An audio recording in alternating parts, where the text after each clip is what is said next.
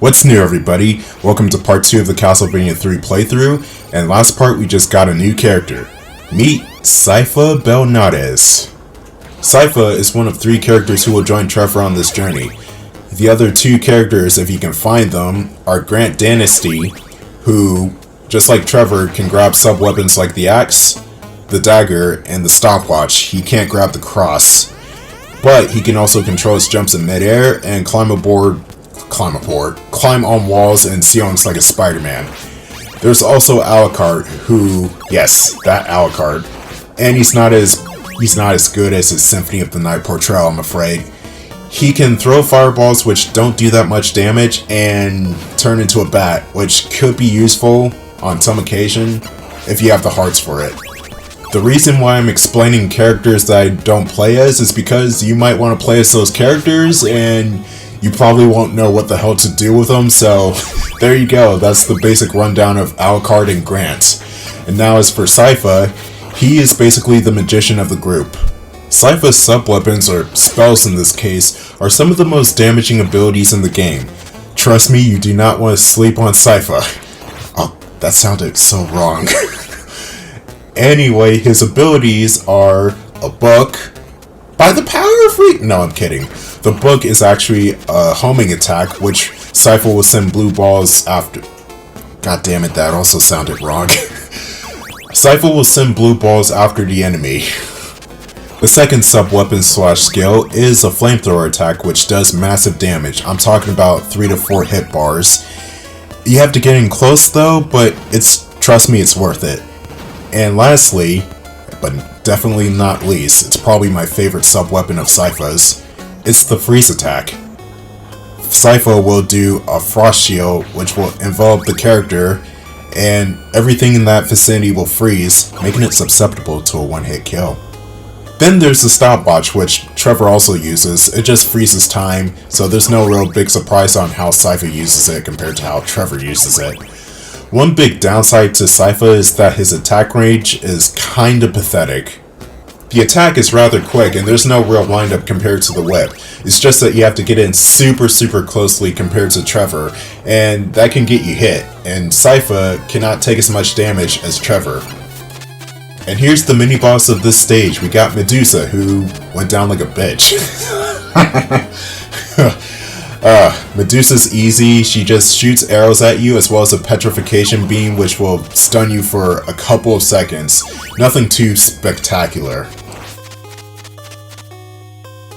You have these headless fencer pirate guys, I don't know what they are, who have really simple patterns. They just step forward, stab, step forward, stab, step backward, stab. Sometimes not even in that order. They just take a step, stab, take a step, stab. You have to get in close in order to whip attack them. Just take note that Trevor, like Christopher and Simon before him, or since this is a prequel to all those games, after Trevor, Trevor can't control his jumps in midair, which you can't afford to miss a jump because this game is heavier on platforming sections, which leads me to this. This jump is a pain in the ass. It's just, you can't afford to cock up here, you'll die. So jump close to the edge, but not too close. It's very precise. But at least the characters feel like they have normal momentum in this game, unlike a certain other game where they just feel like they're underwater. Castlevania Adventure sucks. You got one more enemy for this level, the Crow. They like to dive bomb you from above, and it's best to have an axe for those situations, but seeing as I don't have an axe for these enemies at the moment, my only other option is to jump up and hit them with a whip.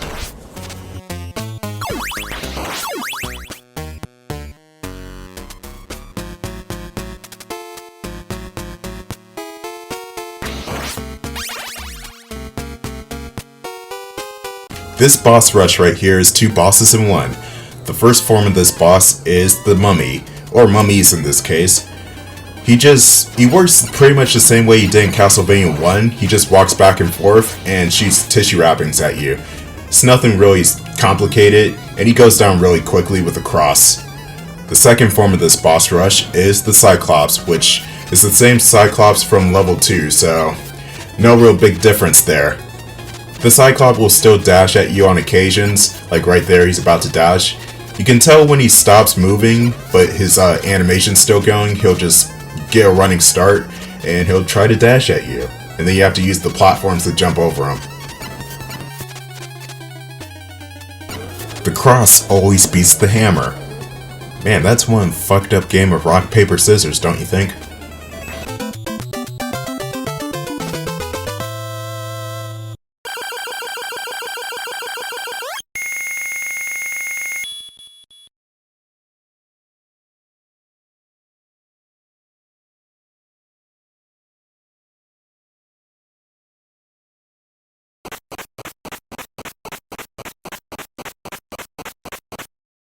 Alright, we're at Castlevania's doorstep, and this is where the game gets a lot harder.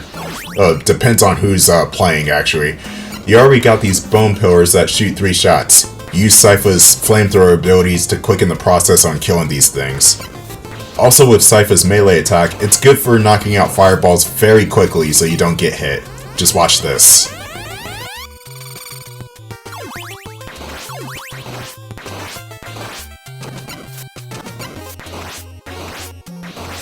Hell yeah to Sypha. The next screen is gonna be torturous because we got new enemy types and they're annoying as hell. The new enemy types are gargoyles. Like the Medusa heads, they move in a wavy pattern, but unlike the Medusa heads, they tend to freak out when they get close to the character and try to slam into you. So snipe them from afar, make sure they don't get close because getting close to them means bad news. The one thing that's good about Castlevania 3's stair system, and I know people will rightfully bitch about the Castlevania 3 stair system because it's kind of flawed, you stay latched on to the stairs when you get hit so you don't go flying off the staircase. Yeah, Castlevania 2 did the whole staircase flying off thing and that was annoying.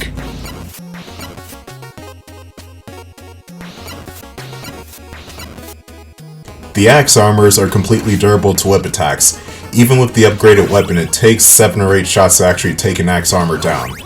Sypha, on the other hand, can make mincemeat out of axe armors. The fire and ice spells will take the axe armor down in a matter of seconds and... oh, let me take that back. The fire spell, yes, a matter of seconds, and the ice spell will just destroy him in one hit. It's that overpowered.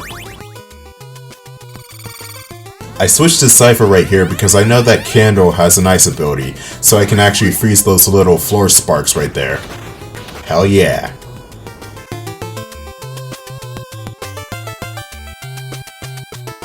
And here's a part where the screen will start to scroll upwards. It's...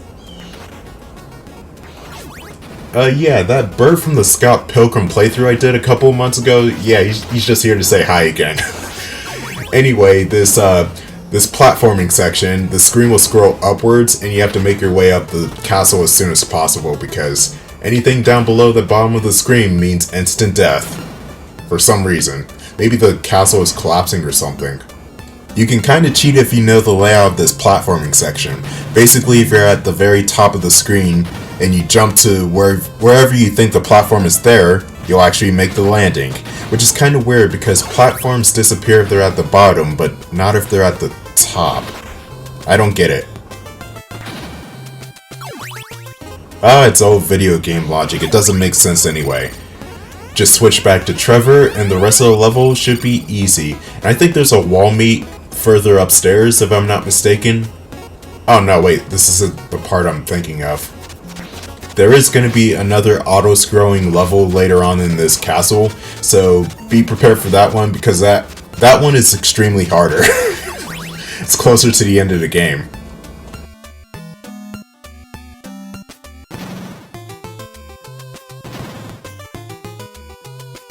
This axe armor is kind of awkward to fight. You have to either use Sypha in order to one-shot kill him with the ice shield, or the flamethrower to take 3 hits on him, or use Trevor and take the extra 8 hits in order to kill him, which takes more time. I go for the Trevor route because he's quicker.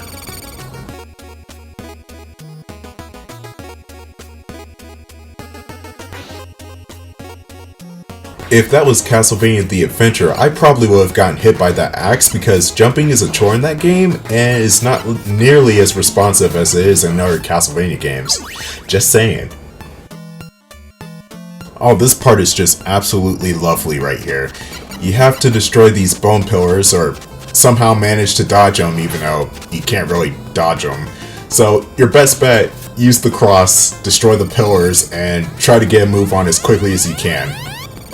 This is where Sypha's blue ball... This is where Sypha's blue ball energy attack comes into play because it homes in on the enemies, but I don't have it at the moment. So, cross it is. Using sub-weapons on this part is generally easy because the staircase is facing in the same direction as the bone pillars in this case, so you can just hold up and press the button and you should be able to throw your cross. So score 1 for ease. Kind of.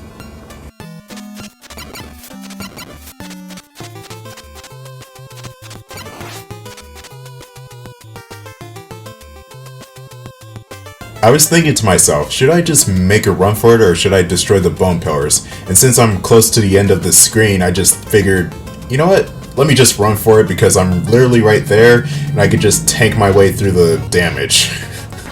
Oh god, but this... Okay, I destroyed the crow. I was worried about that crow. But this crow still got through. God damn it. Birds. They always find a way to annoy me in video games. Even when I'm commentating over them. So you might be wondering, if birds annoy you in video games, why do you have a channel banner and name of that of a bird? I don't know, blame Epsilon Eagle?